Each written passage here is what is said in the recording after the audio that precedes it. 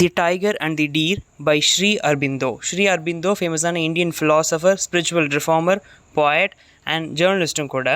வந்தே மாதரம் அப்படிங்கிற ஒரு மேகசினில் எடிட்டராகவும் இருந்திருக்காரு, ஒரு ஃப்ரீடம் ஃபைட்டரும் கூட. இவருடைய சில ஃபேமஸான ஒர்க்ஸ் பார்த்தோம் அப்படின்னா Savitri, a legend and a simple, the synthesis of yoga, இது ரெண்டுடைய ஃபேமஸான ஒர்க்ஸ். இந்த தி டைகர் அண்ட் தி டீருங்கிற இந்த போயமில் வந்து ஒரு மானை ஒரு டைகர் வேட்டையாடுறது தான் டீட்டெயில்டாக கொடுத்துருப்பாரு. பட் இது மூலமாக அவர் சொல்ல வர விஷயம் என்ன அப்படின்னா, லைஃப்பில் மைட்டியராக இருக்கிறவங்க எப்போவுமே மைட்டியராகவே இருக்க மாட்டாங்க. அவங்களுக்கும் காலம் வரதான் செய்யும், அவங்க காலமும் வரதான் செய்யும், அவங்க இறக்க தான் செய்வாங்க, அவங்களோட பீரியடு முடிய தான் செய்யும் அப்படிங்கிற ஒரு விஷயத்தை தான் இந்த போயம் மூலமாக சொல்லியிருப்பார். ஸோ டெத்துங்கிறது எல்லாருக்கும் வரதான் செய்யும், அவங்க கைகள் எப்போவுமே ஓங்கியே இருக்காது அப்படிங்கிற மாதிரி இந்த போயம் மூலமாக கன்வே பண்ணியிருப்பார் அரபிந்தோ. இப்போ இந்த போயமோட சம்மரி பார்த்துடலாம். போயம் லைன்ஸ் நான் வழக்கப்பட்ட டிஸ்கிரிப்ஷனில் கொடுத்துருக்கேன், ஃபாலோ பண்ணிக்கோங்க. Brilliant crouching slouching what crept through the green heart of the forest. Green heart of the forest அப்படின்னா ஃபாரஸ்ட்டுடைய மையப்பகுதியில், க்ரீன்னா ஃபாரஸ்ட் முழுக்க பச்சை பசேன்னு தானே இருக்கும். ஸோ இந்த ஃபாரஸ்ட்டுடைய மையப்பகுதியில் ஒரு பிரில்லியண்ட்டான ஒரு creature. Crouching slouching what crept.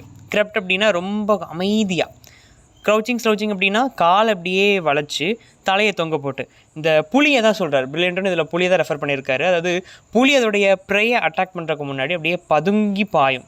So புலி எப்படி ப்ரில்லியண்ட்டாக க்ரௌச் பண்ணி ஸ்லௌச் பண்ணி அப்படியே அமைதியாக அதோடைய ப்ரேயை அட்டாக் பண்ண போகுது, அந்த ஃபாரஸ்ட் நடுவில் அட்டாக் பண்ண போகுது அப்படிங்கிறத ஃபர்ஸ்ட் லைனில் கொடுத்துருக்காரு. Gleaming eyes and mighty chest and soft soundless paws of grandeur and murder. அந்த பாஸ், புலியுடைய அந்த காலை பார்த்தோம் அப்படின்னா அப்படியே பிரம்மாண்டமாக இருக்கும், அது நிற்கிறதே ஒரு பிரம்மாண்டமாக இருக்கும். த சேம் எவ்வளோ கிராண்டியராக அதை காட்டுதோ, அந்த அந்த பாஸ் காட்டுதோ, அதே மாதிரி தான் அந்த பாவை வச்சு தான் அது மற்ற மிருகங்களை கொன்று சாப்பிடும். So paws of grandeur and murder. Gleaming eyes and mighty chest and soft soundless. அப்படியே பொறுமையாக தான் போகும், சத்தம் போட்டு வேகமாக போகுது, அப்படியே பொறுமையாக போகும். இது வர்றது அது அந்த அதோடைய ப்ரே, அதோடைய இப்போ தாக்க போகிற மான் வந்து நோட்டீஸ் பண்ணிடக்கூடாது அப்படிங்கிறதுக்காக பொறுமையாக தான் போகும். அப்படியே அதை பார்க்க மைட்டியராக இருக்குது, அதோடைய செஸ்ட் மைட்டியராக இருக்குது. தென் ஐஸ் அப்படியே க்ளீமிங், அப்படியே மின்னுதோடைய கண்ணு, அதோட கிராண்டியர் அப்படியே வர்ணிச்சு சொல்கிறாரு. தென் த wind slipped through the leaves as if afraid lest its voice and the noise of its steps perturb the pitiless splendor. Pitiless splendour அப்படின்னா ஒரு கருணை இல்லாத ஒரு விஷயத்தை இது இங்கே பண்ண போகுது. ஏன்னா இன்னொரு உயிர் தான் அது கொல்ல போகிறது, இன்னொரு உயிர் தான். அதுக்கு அது தெரியாது, பட் அதை கொல்ல தான் போகுது. கருணை இல்லாமல் அதை கொல்ல போகுது இன்னொரு உயிரை. இந்த டைகர் இன்னொரு உயிரை இப்படி கொல்ல போகுது. அந்த நேரம் the wind slipped through the leaves as if afraid. காற்று கூட பயப்படுதான், காற்று கூட வேகமாக அடிக்கிறதுக்கு பயப்படுதான். இப்படி இந்த இலைகளுக்கு நடுவில் ஸ்லோவாக போகுது, காற்று ஸ்லோவாக அடிக்குது, வேகமாக அடிக்கலை. காரணம் இது இப்படியே வேகமாக காத்தடிக்கிற சத்தம் ஒரு வேளை கேட்டு இந்த டைகர் வரதை வந்து காட்டி கொடுத்துடக்கூடாது அப்படிங்கிறாங்க. காற்றே இந்த டைகரை பார்த்து பயந்து பொறுமையாக அந்த இலைகள் நடுவில் வீசுது. Lest its voice and the noise of its steps perturb the pitiless splendor. அது பண்ண போகிற கருணை இல்லாத ஒரு விஷயத்த இந்த காற்றும் அது இப்படி அதுவும் பொறுமையாக நடந்து வருது, ஸ்மூத்தாக தான் நடந்து வருது அந்த டைகர். ஸோ இந்த ரெண்டு சவுண்டும் டிஸ்டர்ப் பண்ணாமல் இருக்கிறதுக்கு காற்றே அதை பார்த்து பயந்து பொறுமையாக வீசுது அப்படின்னு சொல்லி கொடுத்துருக்காரு.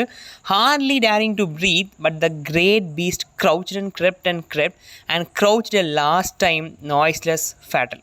இப்போ லாஸ்ட்டாக கொண்டுடுச்சு, அப்படியே மூச்சை வேகமாக விடாது, பொறுமையாக இழுத்து வச்சு பொறுமையாக விடும். அந்த ப்ரேயை போய் தாக்குனது தான் விடும், பொறுமையாக மூச்சு அப்படியே இழுத்து வச்சுக்கிட்டு. But the great beast crouched and crept, அதே மாதிரி தான் பொறுமையாக அப்படியே பதுங்கி பாயுது. எந்த மிருகத்தை குறி வச்சு பாஞ்சிருக்கு அப்படின்னா, till suddenly death leapt on the beautiful wild deer as it drank. அந்த இடத்துல தண்ணி குடிக்க வந்திருக்க ஒரு டியர், ஒரு காட்டுமான், அது மேலே பாஞ்சு அதை கடிச்சிருக்கு இந்த புலி. ஓகேவா, அதை காலி பண்ணிடுச்சு. நாய்ஸ்லெஸ் ஃபேட்டல், இதுக்கு முந்தின கொடுத்துருக்கு. நாய்ஸ்லெஸ் ஃபேட்டல், டெத், பொறுமையாக அமைதியாக போய் அதை கொண்டுடுச்சு. Unsuspecting from the great pool in the forest coolness and shadow. ஃபாரஸ்ட்டுடைய கூல்னஸ் அண்ட் ஷேடோ, அந்த ஃபாரஸ்ட் வந்து அவ்வளோ அப்படியே சில்லுன்னு அப்படியே நிழல் தர மாதிரி அப்படியே அழகாக அருமையாக இருக்குது. அதில் வந்து இதை எதிர்பார்க்கவே இல்லை, இந்த டைகர் வந்து நம்மளை கொல்லுன்னு சொல்லிட்டு அந்த மான் எதிர்பார்க்கவே இல்லை. So unsuspecting from the great pool in the forest coolness and shadow and it fell and torn died remembering its mate left sole in the deep woodland. இந்த காட்டுக்குள்ளே அந்த மான் இப்போ செத்துருச்சு, அதோடைய பார்ட்னர் அங்கே தனியாக விட்டுட்டு வந்திருக்கு, தண்ணி குடிக்கிறது வந்திருக்கு. இப்போ அது இறந்து போச்சு. அது எதை பற்றி ஃபீல் பண்ணுது அப்படின்னா, ஐயோ இது நம்மளை கொண்டுடுச்சே அப்படின்னு சொல்லிட்டு அது சாகுறோங்கிற வழி அதுக்கு இல்லை, தனியாக என்னுடைய பார்ட்னர் நான் விட்டு வந்தேன்னு சொல்லிட்டு அந்த மான் வருந்தது அது சாகும்போது. Destroyed the mild harmless beauty by the strong cruel beauty in nature. இந்த மான் வந்து ஒரு மைல்டான ஒரு கிரியேச்சர், அது எந்த மிருகங்களையும் ஹார்ம் பண்ணாது. பட் டைகர் அப்படி கிடையாது. ஸோ இந்த மைல்டான ஒரு கிரியேச்சர், ஹார்மான ஒரு க்ரூவலான ஒரு கிரியேச்சர் கையால், நேச்சரில் தான் இந்த ரெண்டுமே இருக்குது.